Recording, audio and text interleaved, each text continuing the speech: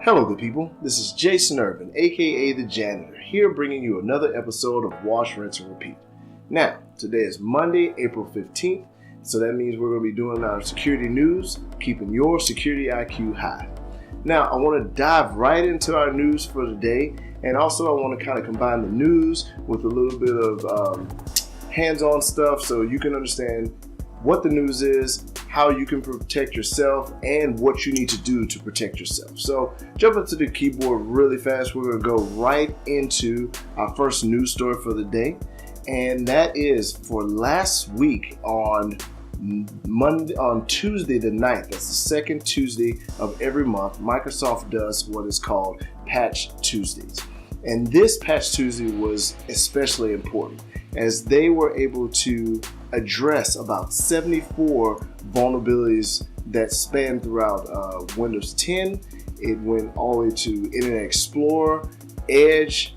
I mean, the list goes on this one. So it's something that you seriously need to look into and to make sure that if your systems haven't automatically updated, that you go in and manually make sure that your Windows 10 instance is up to date. And let's go over how to do that. So from Windows, just go down to the bottom left, click on the Start menu, and what I want you to type there is Windows Updates, and you will see this right here. It says Check for Updates. Once you click on that, another window is going to open up, and on mine currently, it is still downloading updates. If you have not updated your system quite yet, this download will take quite some time.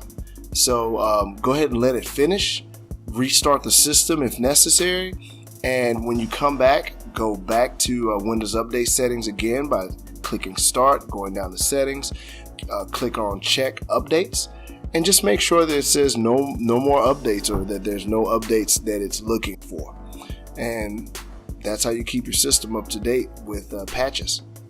Now our next story breaks down with Citrix. And Citrix does a lot of virtualizing of software. They have a lot of cloud applications, but they have recently been hacked by some Iranian hackers, and they stole about 6 terabytes worth of data. All that stuff is good and cool to know, and I'll post the link to that story online. But the most important thing here that I want to share with you was how the hackers initially got in. And the report goes on to show that the hackers got in by doing what's called password spraying. And password spraying is actually sending in passwords with usernames that you were able to harvest from a company or organization or the target that you're going after, and just sending simple passwords into the application, or maybe it was like an email exchange server or a website. They were, something like that. You would end up sending a username and simple passwords. You would just send them over and over until you can get in. And I think the thing that we should be able to take away from this, or something that we can learn, or that I want you to learn from this, is how to create a solid password. What is a solid password? A basic password obviously is something like password 1234. So if your password is password 1234, go and change that immediately.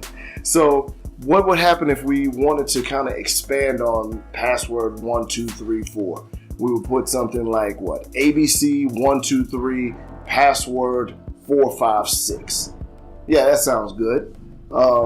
It gives us a longer password. Yeah, maybe a little more secure. However, I guarantee that I and other hackers may have dictionaries that could easily brute force that password, meaning that if we were able to get a copy of your hash, that's your encrypted version of your password, and ran it through like a cracker, a password cracker, we would be able to pick that up pretty easily.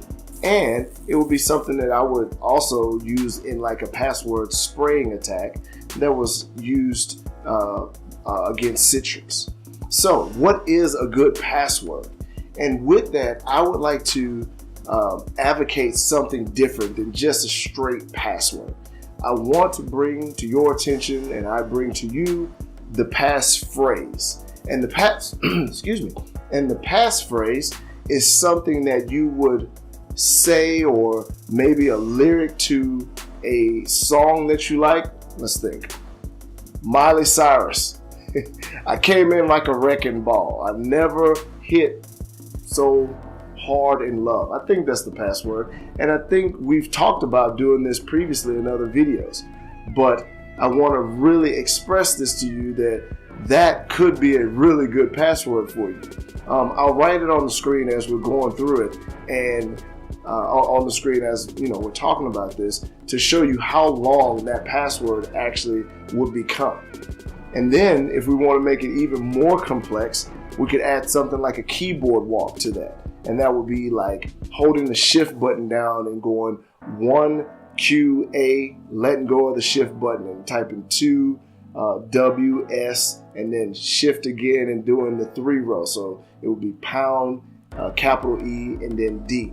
And I'll type all this on the screen as we're working with this. But having a password like that is something that you could remember. It's a saying, it's a lyric, and it probably isn't going to show up in many dictionary files or password spraying attempts that people would write and try to attack you, maybe your organization, with.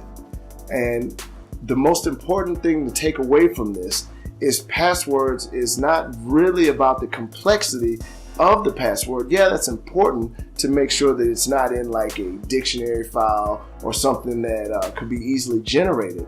But it's actually more important to worry about the length of the password. That creates a more complex hash, and it is definitely harder to put that into, say, a dictionary or even like a rainbow table that would be guessable quickly within this lifetime. So the news was quick today, and I think we were able to really address two concerns, that being making sure you have your Windows up to date. That's very important. And again, going at those passwords and making sure that those passwords are complex, long, and something you can remember.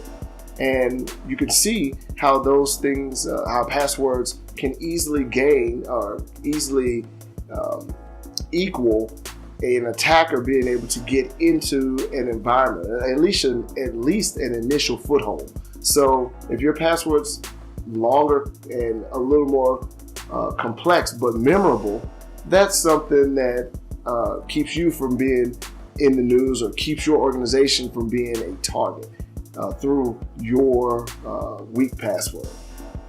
So that's what we have for this week. Again, quick, simple, in a hurry. My name's Jason Irvin, aka the Janitor, and I'll catch you guys next week when we're talking about some more news. All right, till next time, go.